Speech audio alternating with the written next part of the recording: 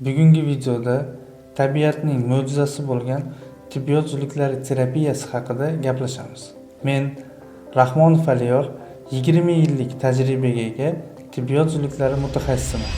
Rahmonov Aliyor O'zbekistonda yagona bo'lgan ta'sir zuluk yetishtirish fermasi asoschisi.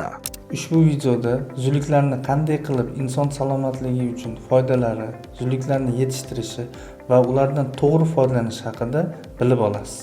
Zuluk terapiyasining tarixiy ildizlari. Zuluk terapiyasi tarixi qadimga borib taqaladi. Qadimgi Misr, Hindiston tabobatida ham keng foydalanib kelingan. Hatto Yunon tabibi Galen tibbiyot zuluklari xususiyatlari haqida ko'p yozuvlar qoldirgan. O'rta asrlarda tibbiyot zuluklaridan nafaqat oddiy insonlar, balkim qirolli oilalarning salomatligini tiklashda va chiroyini saqlab qolishda keng foydalanib kelingan. Hozirgi kunga kelib, tibbiyot zuluklarini samaradorligini zamonaviy tibbiyot ham isbotlab tan olib kelmoqda. Zuluklar inson salomatligi uchun qanday foydali? Tibbiyot zuluklarini qon olish uchun emas, balki uning so'lagi uchun qo'yiladi. Tibbiyot zulugining so'lagida girudin, ribaza, distabilaza, gialuronidaza va boshqa fermentlar mavjud.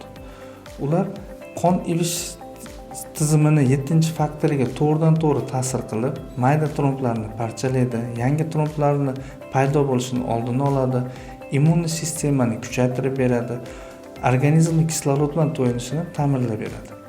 Organizmda regenerator funksiyasini kuchaytirish hisobiga organizmning tiklanish xususiyatini tezlashtirib beradi, sog'lomlashtirishda kuchaytirib beradi, holsizlikni yo'qotib beradi. Zuluk terapiyasi quyidagi holatlarda juda foydali.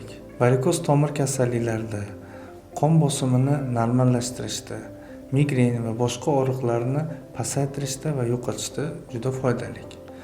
Ammo girudoterapiyani zuluk bilan davolashda nafaqat monoterapiyada, balkim zamonaviy tibbiyot bilan birlashtirib, kollaboratsiya qilib ham foydalansa bo'ladi. Misol tariqasida gipertoniya, qon bosimining yuqoriga ko'tarilishi. Zamonaviy standartidan chiqmagan holatda zamonaviy tibbiyotdagi dori vositalariga qo'shimcha girudoterapiyani foydalanadigan bo'lsak, doriga muhtojlikni 2-3 baravar, dorining ta'sir mexanizmini 3-4 baravargacha oshirib beradi. Ayrim asoratlarni yo'qotib beradi, ayrimlarini pasaytirib beradi.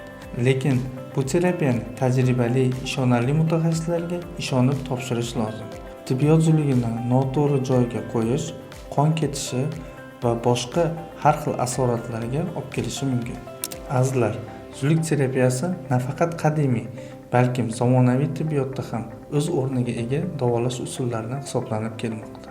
Ammo uni to'g'ri foydalanish sizning sog'lig'ingiz uchun juda muhim.